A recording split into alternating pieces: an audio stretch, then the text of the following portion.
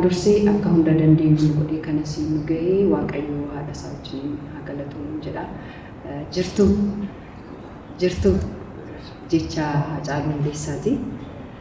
Har'a kan asitti argamne badhaasa Haacaaluu Hundeessaa sadaffaa ilaalchisee ibsa miidiyaa kennuufi isinis waamicha keenya kabajanii asitti argamu keessan hedduu sin galateeffanna.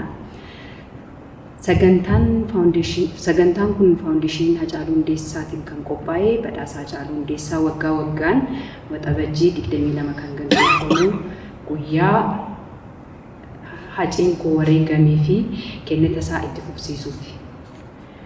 Badhaasni Haacaaluu Hundeessaa damiilee 11 kan of keessaa qabu yoo ta'u isaanis albama waggaa, wallee aadaa, wallee ammayyaa, weellisaa cimaa waggaa, weellistuu cimtuu waggaa, weellistuu cimaa cimtuu haaraa yookaan baranoo, qindeessaa cimaa waggaa, viidiyoo sirba filatamaa waggaa kanaan kan badhaafamu daayireektaraa, siinimaatoogiraafii filatamaa waggaa, keeroogiraafii cimaa yookaan cimtuu.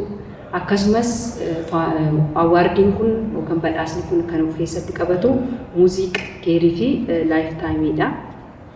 Sirboonni dorgommii kanaaf dhiyaatan bitootessa 22/2015 irraa kaasanii hanga bitootessa 21/2016 kan bahanidha. Sirboonni kun walitti qabamanii yookaan immoo akkuma yeroo darbe beeksisaa turre warri galmaanis jiru. Galmeedhaan qofaa otoo hin taane sirboonni bahan hundumtuu walitti qabamuu waan qabaniif qabamanii calalamanii ogeessaan laalamanii abbootii seeraatti darbu. Abbootiin seeraa qabxii edda kenneen booda gara badhaasa koree awaardii Haacaaluutti deebisaniitu sana booda amma kan irra jiru filannoodhaaf warra dhiyaatan top 5 ummataaf baha jechuudha.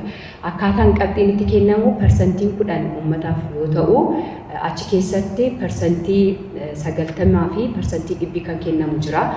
Persentii 100 kan kennamu warra ummataaf yookaan sagalee ummataatiif kan hin baanedha. Persentiin 90 immoo kan kennamu warra ummataaf bahanidha. Isaanis warra ummataaf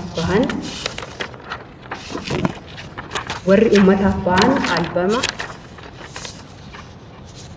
wallee aadaa, wallee ammayyaa, weellisaa cimaa waggaa, weellistuu cimtuu waggaa, weellisaa cimaa cimtuu haaraa yoo ta'an shanan isaanii kan hafan persentii 100 ogeeyyotaan laallamaniituma jechuudha. Faawundeeshiniin Haacaaluu Hundeessaa weebsaayitii irratti akkuma gadhiisaa jirutti isinis achi keessa galtanii akka warra dinqisiifattanii fi jaalattaniif sagalee keessan kennitan isiniin jenna. Badhaasni bara kanaa maaltu fooyya'ee maaltu jijjiirame kan jedhuu fi badhaasni barreen gaddaa 12 ture barana garuu 11dha.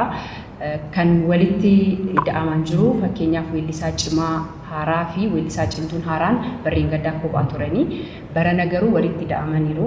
Akkasumas editingiin bahee siinimaatoogiraafiin galeeraa jechuudha. Kan biraa weellistoota dura turan yookaan warra duraa wajjinii weellistoonni haaraan hin dorgomu. Barreen gaddaa hin dorgomne ture koomatti dorgomanii amma garuu walumatti qabamanii dorgomu jechuudha.